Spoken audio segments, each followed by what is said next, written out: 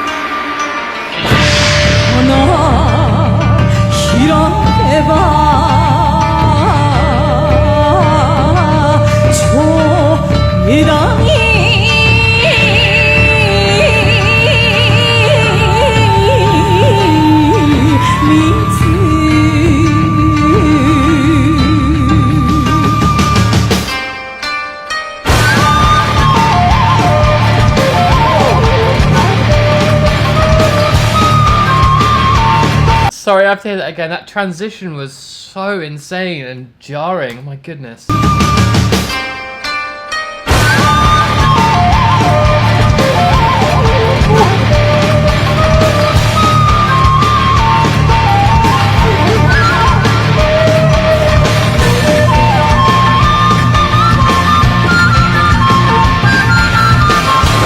I'm sorry, pause it again, but like, you've got to give props to the drummer and the whole band and the composition of it.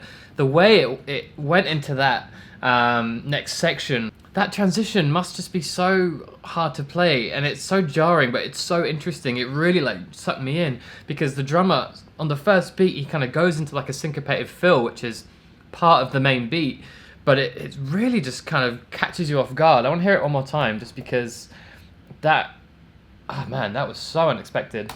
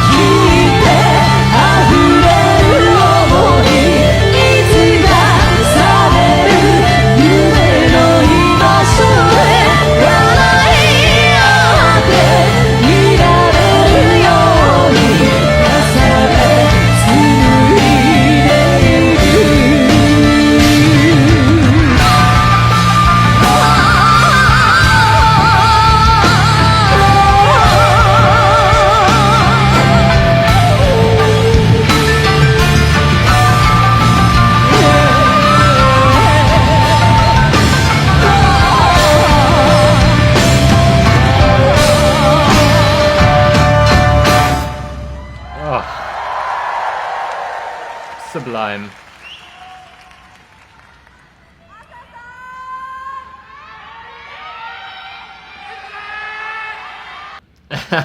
It's hard to know where to begin with that. There are so many good things I can say about this group. That was quite an experience. Again, a real feast for the senses all around. I love the addition of the other traditional instruments we saw. I think it's a koto, the stringed instrument. I'm not sure what the woodwind instrument was.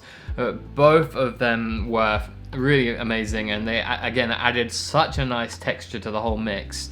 And it was really interesting because the first half was just a whirlwind. It was so crazy, and then there was kind of a much more steady and like looping feel to the second half. So it was, you know, the first half gets your heart rate up and you're kind of overwhelmed and astonished, and then it's very calming at the end, while still just incredibly impressive.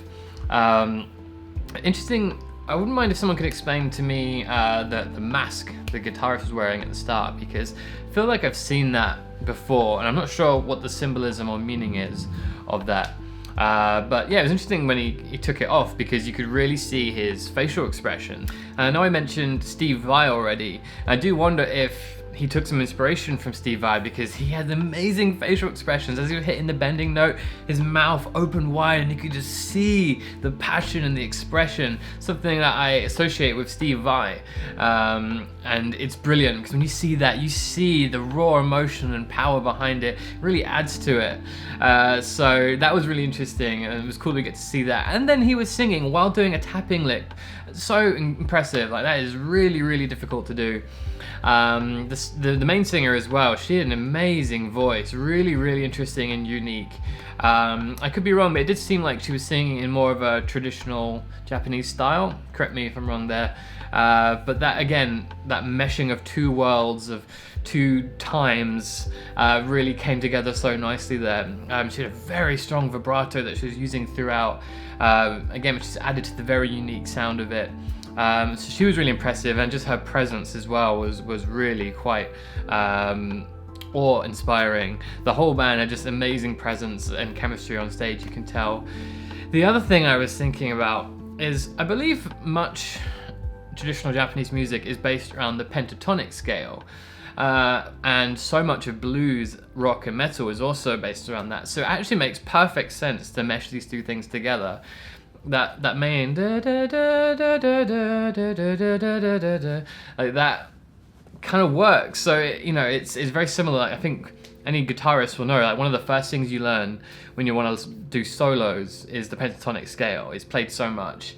So it kind of fit perfectly, and it's amazing how well that worked together. And I just love seeing these different crossovers of culture. It's amazing how much the whole world has been kind of inspiring each other and influencing certain musical genres. You know, it's not so pigeonholed and black and white. There's a mix of everything, which is kind of exactly what I wanted to explore with this little series of exploring more bands from international countries. So that's kind of where my mind went in that moment, and I thought that was really cool. So I think I'll end on that point. It's really cool to see how we all take influence and inspiration from so many different cultures, and we're all just kind of a mix.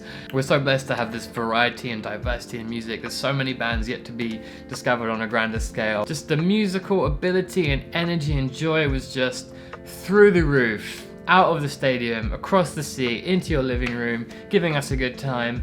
Just amazing. That was so much fun. So yeah, that is another episode of my World Tour reaction done. So I'm going to do one more tomorrow. I'm going to go back to Europe and do one European band from a country I haven't reacted to yet. So be sure to tune in tomorrow if you want to see that one. And that will be the last episode for now of this Metal Around the World tour. So hope to see you guys there. Please be sure to hit the like button and the subscribe button if you want to support this channel.